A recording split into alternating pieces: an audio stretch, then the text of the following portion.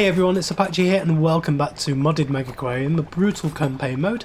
Thank you for joining me today and continuing to show your support for the series. If you do enjoy this episode, please leave a like and a comment, and if you're new to the channel, don't forget to subscribe as well.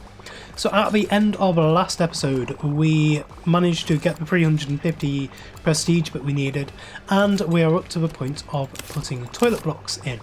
So I want to expand this place out. As you can see, between episodes I have let it run on for a little bit just to get a bit more money for the beginning of today's episode.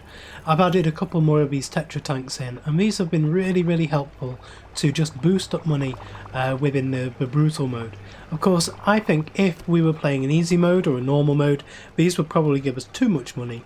And we definitely wouldn't need as many of them, but they do seem to balance out the brutal mode really quite well. So I think the first thing is if we place this just there, that'll get it out of the way. People can still use it, but it's way out of the way and it's not going to bother us. So if we pause the game now, we can actually decide where we want to expand to. I might move some of the people around and unclutter this area. So if we just grab a few of these guys, just to bring all of these down. I'm actually going to sell off the tetra tanks for now as well, and we can make a designated place for them. So we grab you, grab you, grab you, and grab. Can't grab you. So now if we sell off just all of this, just to reclaim all of this space, and I also want to get rid of these ones as well. So I think the best way to do this would be if we put a corner tank in here, which will force people around the corner there. It means we can open up this staff area a little bit as well, and we can decide what path we want people to follow here, and then we can put the toilet block, say, around here. So let's get the tank first. We want a outside corner tank, deep corner tank, there we go. If we bring that out, so it's actually quite, no, we need it to be, yeah, I think there. That'll force people around to that way. And we will probably want walls to come out like that. And for now, we can link that up with there. We can delete that wall there, and we can move that to there. And at the end here, we can put platform and a stair. And we can sort all this out later on to work out exactly how we want this to go and how we want the staff area to go. We might actually have a centralised staff area and then just walkways behind all of these tanks so that we can use all of this space behind. Obviously, if we opened up all of this as staff, it would allow the staff to pathfind around a lot of different area, which means that when they need to go and maintain a machine or feed the fish, they could be all the way over here and have to walk all the way back. Keeping them trapped in here like this may seem a little bit inhumane. Might get environmental help or their union, if they have a union, onto me, but we will worry about that when it comes up, if it ever comes up. And of course we can put staff doors out of here when we get talks and when we need cleaners, stuff like that. So we have options available to us. So next I want to put in a toilet block around here, but I also want a vending machine and tetra area around here.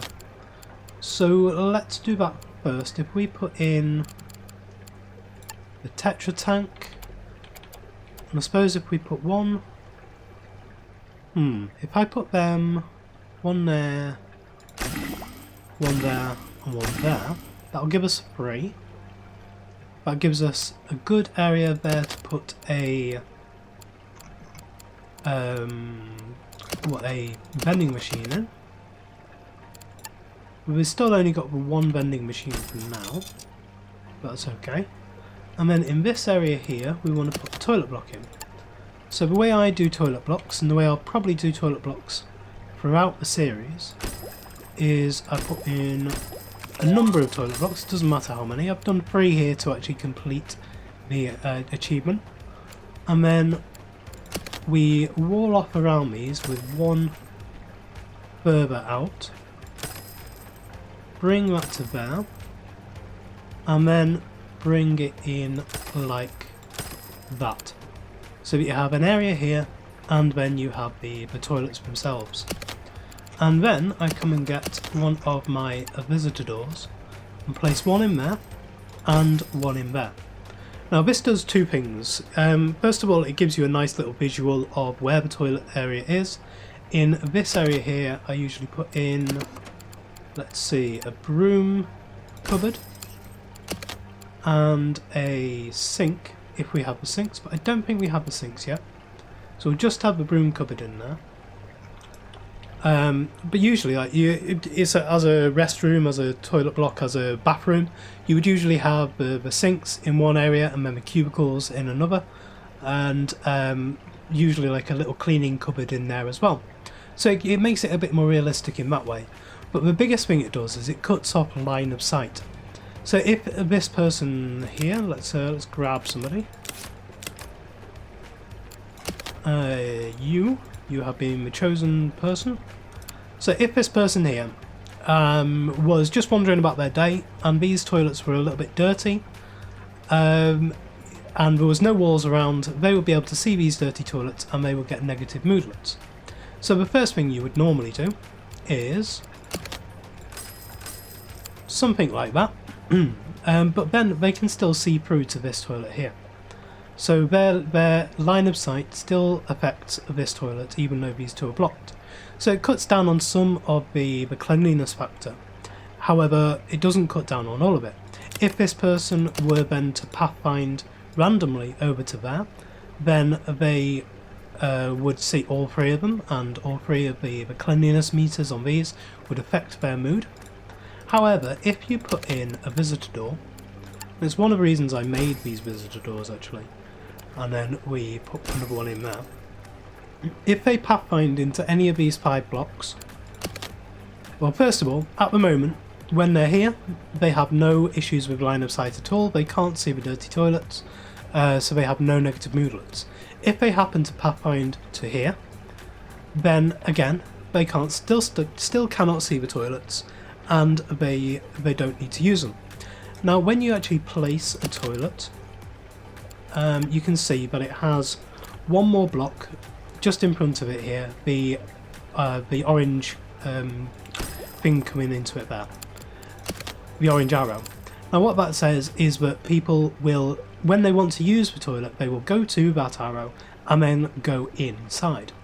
So usually the only time they pathfind to one of these 3 blocks here is when they would actually want to use the toilet anyway. They can randomly pathfind there, but it's usually only if they are looking to pathfind to somewhere else. So if we had this as another visitor door, they could pathfind to here by going through this door, past the dirty toilet, out of this door and over to here. And obviously that's not what we want. So again, I enclose these off in their own tiny little room here, and then create a nice little entranceway and sink area and cleaning area, and the sink and cleaning cupboards don't affect moodlets for the people. So for now, whilst we've got this thing to get the next level of prestige, I'm going to re-block off this area here, and I might actually add back in some of the stuff we took out there. So we want a table. Let's add one of those in, just there. And then we want some of the stuff to add on to it. So we have that guy there, we have that one there, and the world globe, just that. So that means we're not losing out on the prestige we would have got before. We do, however, have this extra tank here, so let's see what we want to add into that. We have a lot of stuff that we've already got. Now, do I have any of these stuff yet? We don't have these ones. So this is a crustacean. It is armoured, classed as size 4. This one, is a crustacean as well. So we need stuff which is able to be put in with crustaceans. So I might put, let's see, this needs 70% water. We are actually going to need a pump and everything as well for this, of course. And it is going to need to be a decent pump setup because we do need to get up to 70%. And I think I will go for most of these things and a couple of fish in there as well. Because I think some of these are scavengers. Yep, scavenger, scavenger, scavenger, scavenger, scavenger. So when other things in the tank are fed, then these guys will be fed as well. So we add 2 of those in. Just grab all of these different things here. So we want 2 of the knuckle crab. We want 2 of the Mexican snails. Actually put 3 in there, but that doesn't matter. So long as they're okay with themselves. Okay, being in with other things. Yeah, nothing there. Nothing that will affect those. Nothing that will affect those. They may eat fish size 0 or less, that's okay. And starfish, but we don't have any starfish, so that's alright. These guys seem to be fine, they can't use light. And these guys, none of them actually need light, so that's okay. So we'll have 2 of those, 2 of these. Now we're on 22 out of 48, I think it was. So we can add in a few nice fish in there that will work well with them. Maybe... Now I want these crustaceans and stuff to be the main focus of the tank. So maybe actually putting in some of these kind of black and white fish, which aren't really going to detract from the colours and the grandeur of everything else in the tank. They do look quite nice, and they are quite similar to each other, these guys. They're both bullies, so they will work well with each other. They're not going to be eaten by the crustaceans. So I'm going to add 3 of those in, and I'm going to add 3 of these guys in. The humbugs. You can see why they're called humbugs. They're the chocolate sweets, mint sweets. Right, we are on. We need 6 rock. I might just put a background in here, and that will. It won't quite clear it all. If I put in something that's not actually too expensive. So if we put one of those in like that there, that'll cure all the needs of the tank. We just need all the extra stuff, and then we can actually get around making this look quite nice in here. So if we come up to the top, we want some eelgrass down at the bottom. I can't wait to get the purple stuff, I really like that stuff. So we put that in like that. Let's put some fanwort in at the back there, so we can see the stuff down at the bottom. I desperately want some prestige items. So if we go for, quite like the small little driftwood, we place that at the back there. And if we go to the search, we can search for prestige. No, in fact, is it ornament? No, decoration? Yeah, decoration, there we go. So I will want a conch shell in there, because that gives you a lot of prestige per square. And the anchor would be good as well in there. Now we've got an anchor down here already. So one up here, it's not too far away, but also it's not in the direct next tank, so I think that'll be alright. I also think we've got a pagoda in here, so I don't want to add one into the adjacent tank, but there should be something else in there as well. And I think it's going to be a barrel just up against there, and one there. And I think that will do. Maybe a little bit of sea lettuce. So we'll grab a sea lettuce. Will that actually fit in anywhere? No, it won't. So yeah, that'll be fine. That's okay. So now at the back here, just for now, I'm going to place it in here. And that does mean opening up some of this so that we can get to the maintenance for it. So if we close off that bit, I'm actually going to open up this a little bit, just like I said I wouldn't. Just so that we can actually get the tank in, the pumps and everything in, and then we can enclose it all off. So, basic pump, we'll place that will do just there. We want large heater to give most bang for the buck. That's actually done it with enough redundancy to be able to say that this is all we need. And then we will also want large filter, like that. No, in fact, I'm going to move that, I'm going to put it around that way, and we will want... Oh, okay, some of these are cold water. I can't use these ones. So, these two are cold water. So we can't have that in that tank. Unfortunately, but hey. We'll put those somewhere else in a nice cold water tank. And then I want a protein skimmer just there. And then we can place in the walls again. All the way around this. They will still have access to the front of all of them. And we can place that in there. So we have all the maintenance available for those. We have the way up available for this. Everything's out of the way. They have minimal area to pathfind. And we need some orange pellets just here. It says we don't have any available. So I mean, what I could do... if I move that to there and that to there. If I then move these ones back to there, all of this down, and move that back in, then we can put an auto feeder there. We are only going to need orange things, and I think it's because I've got the game pause but it's saying that I don't have them, but I will put another one in for now, another couple in for now. And if I unpause, yep, that's fine. And so yeah, I'm just going to leave this running now until we get 390 prestige.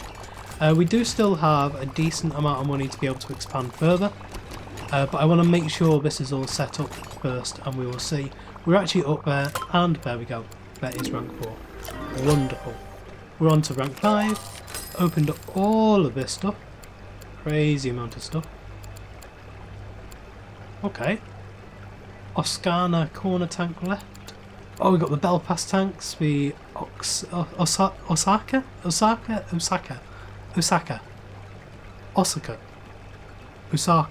So many different ways of being able to say it. Let me know which one it is. But yeah, we have a lot of stuff now to unlock. And we have some sponges there. So let's see what we want to unlock first. That looks incredible. That needs a chrysal tank. That really does look good. I'm going to go for that first. I haven't even looked up here about what we need to unlock properly.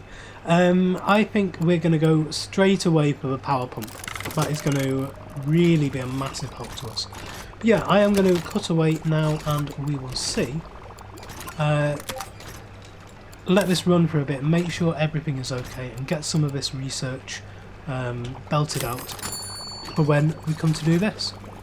So I've just finished the research for the blue tubular sponges down here, and so the next one I'm going to go for is the schooling bannerfish, because we have a quest in here, an objective, which requirements are to fill a tank with 6 schooling bannerfish, 3 different plants, a fully grown zebra moray eel with sufficient water quality and heating.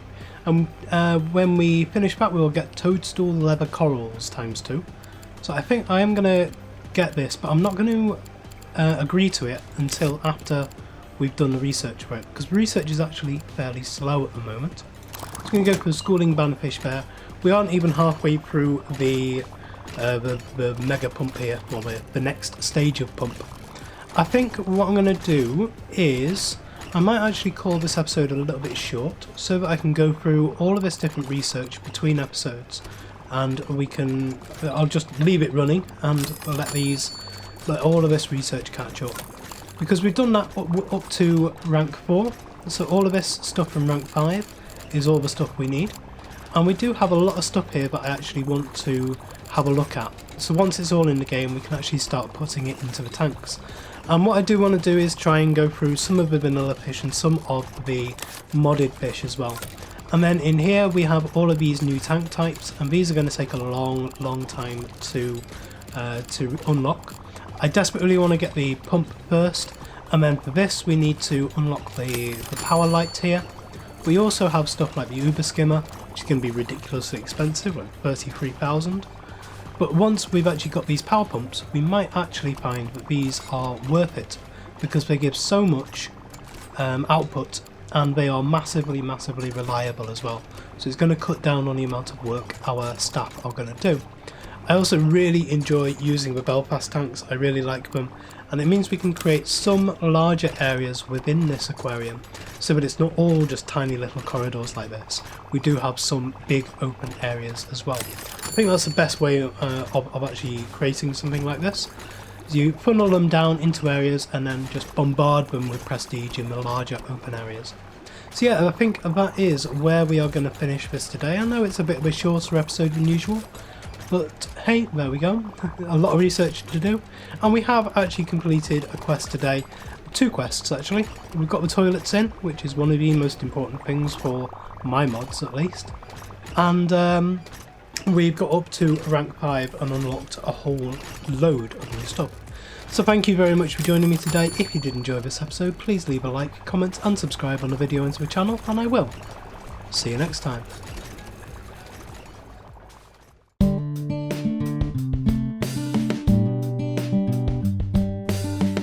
If you enjoyed this video, please consider supporting me by subscribing to the channel and liking and commenting on the videos. Thanks. See you next time.